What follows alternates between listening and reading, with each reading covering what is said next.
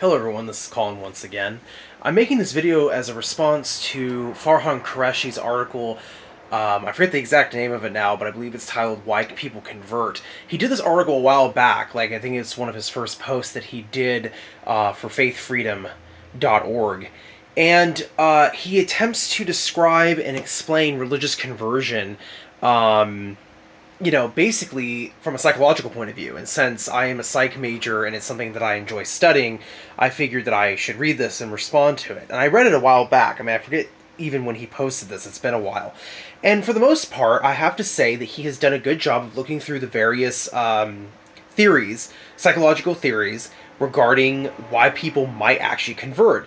Now, one thing in particular that we need to remember is that people convert for different reasons. And this is something that I think Farhan agrees. This is something he illustrates in his article on faithfreedom.org. He talks about why different people might convert for different reasons. And I can't really disagree with anything he's brought forth, only because it would be like me disagreeing with certain psychological theories and to explain from a purely psychological point of view why person A may convert to a different religion.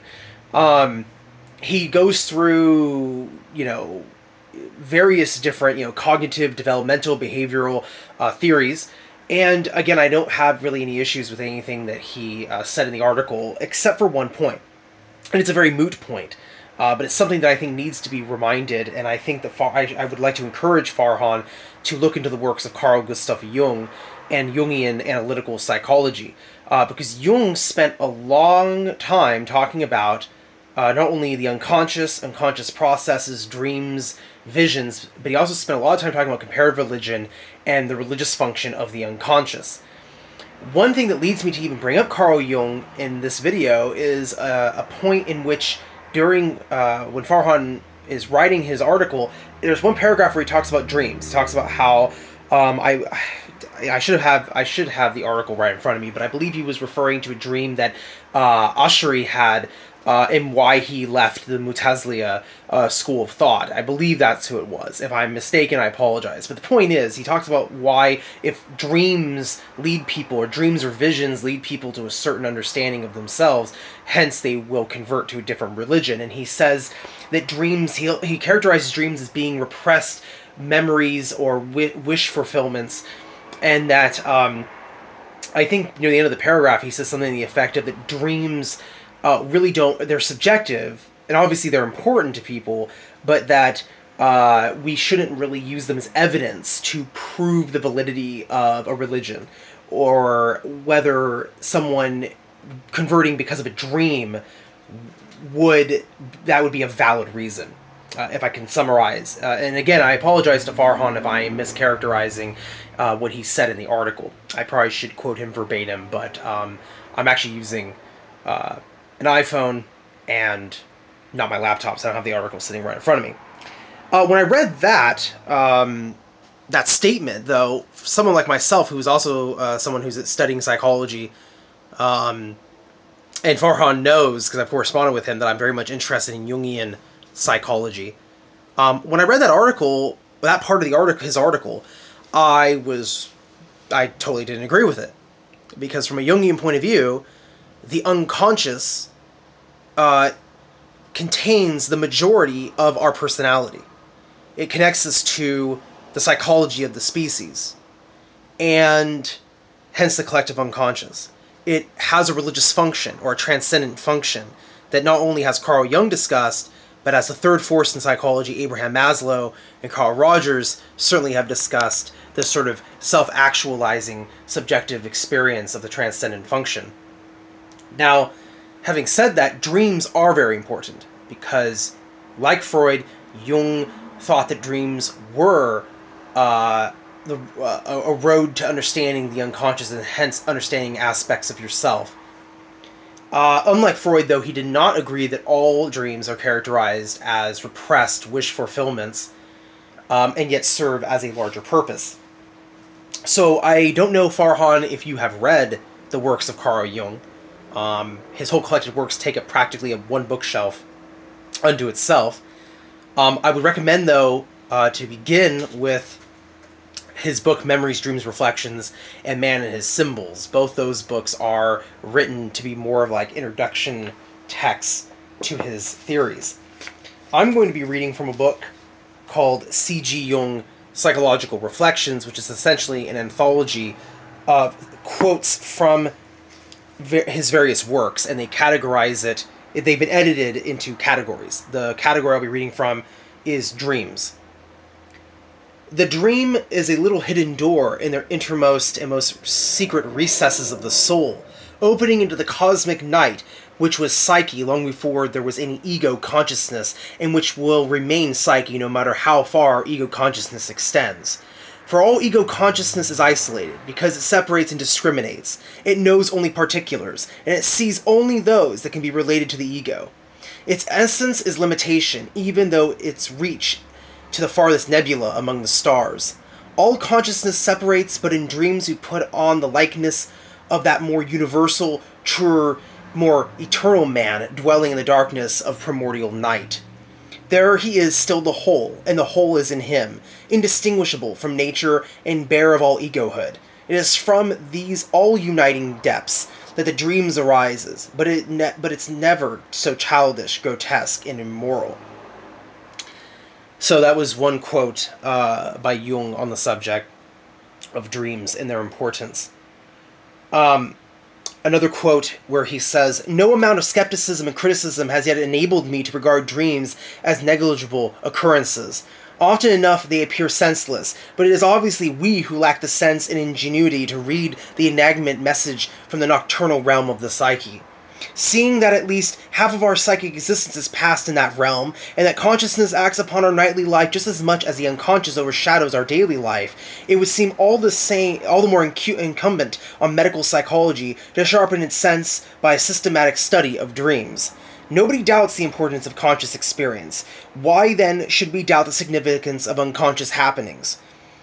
They also are a part of our life, and sometimes more truly a part of it for weal or woe than any happenings of the day."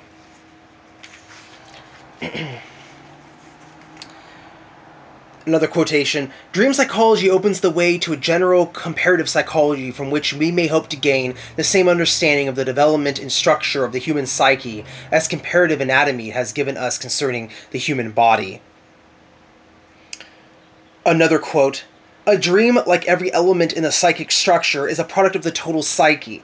Hence we may expect to find in dreams everything that has ever been of significance in life of humanity. Just as human life is not limited to this or that fundamental instinct, but builds itself upon a multiplicity of instincts, needs, desires, and physical and psychic conditions, etc., so the dream cannot be explained by this or that element in it, however beguilingly simple such an explanation may appear to be. We can be certain that it is incorrect because no simple theory of instinct will ever be capable of grasping the human psyche, that mighty and mysterious thing, nor consequently its exponent, the dream. In order to do anything like justice to dreams, we need an interpretive equipment that must be laboriously fitted together from all branches of the human sciences." Another quotation that might be more relevant to what Farhan discussed, "Dreams that form logically, morally, or aesthetically satisfying wholes are exceptional. Usually a dream is a strange and disconcerting product, distinguishable by many bad qualities, such as lack of logic, unquestionable morality, uncouth form, and apparent absurdity of nonsense. People are therefore only too glad to dismiss it as stupid, meaningless, and worthless." End quote. Another quotation, "The dreams show the inner truth and reality of the patient, and it really is not as I conjecture it to be, and not as he would like to be, and as it is." End quote. Another quotation, "The dream is specifically the utterance of the unconscious. Just as the psyche has a diurnal side, which we call consciousness, so also it has a nocturnal side, the unconscious psychic activity, which we apprehend as dreamlike fantasy." Another quote, which is even more to the point of what some things that Farhan mentioned, quote, "As against Freud's view that the dream is essentially a wish fulfillment, I hold that the dream is a spontaneous self-portrayal in symbolic form of the actual situation in the unconscious." End quote. Another quote: "The view that dreams are merely the imaginary fulfillments of repressed wishes is hopelessly out of date. There are, it is true, dreams which manifestly represent wishes or fears, but what about all the other things? Dreams may contain elucible truths, philosophical pronouncements, illusions, wild fantasies, memories, plans, anticipations, irrational experiences, even telepathic visions, and heaven knows what besides." End quote. So, etc., etc., etc. So, really, I think, Farhan, that was the only point in your article that I can say I had a disagreement with. Jung certainly felt that religion plays a very important role in religion and spirituality plays a huge role in the human psyche, and I don't think you disagree with that. However, when it came to the explanation of the Muslim scholar converting to another sect, leaving a sect and converting to another based on his dreams, I would say that that is a very valid reason for him to convert, because it is, if you will, the unconscious part of his personality giving him the information that perhaps the sect that he was in at the time was not right for him to be in, and that founding his own or leaving and going to another was something that was healthy for him and something that would have been better for him as an individual. So, and with regards to visions, I don't think I really need to say very much about this, considering that Jung did hold visions as being legitimate subjective experiences, just like dreams, and that he cited in his book Psychological Types St. Paul's the road to Damascus experience, where he saw the vision of Christ and then became a Christian. And again, I'm not citing these scenarios to have any justification for the individual religions, or, I'm just saying, from looking at these individuals, they obviously had psychological experiences that were bubbling from the unconscious, in which they experienced, in Paul's case, consciously, and from, I think if it was Ashari, Imam Ashari, in a dreamlike state. He had dreams that were basically telling him that he needed to leave the Mu'taziliya school of thought. Again, I apologize if it was not Ashri you were referring to, but I think it was. So anyway, I think that I would disagree with your characterization of dreams, very much how I disagree and agree with Jung about Freud's views not really really falling short of explaining the phenomena of dreams and what they mean psychologically. So I would encourage you, Farhan, to read into Carl Jung's works if you have not already. I know you wrote that article a while back, and I'm really late in responding to it, but I told you I was going to respond to it, so here I am, and I hope that this can open more of a dialogue or discussion between me and you. Maybe you can make a video response or something, because I think you and I could learn a lot from each other in this context. I believe you've had, I think, pretty sure you're in graduate school, so you are ahead of me as far as education goes. So I humbly submit this video for your consideration. Thank you everyone else for watching. Peace be with you all, and dream on.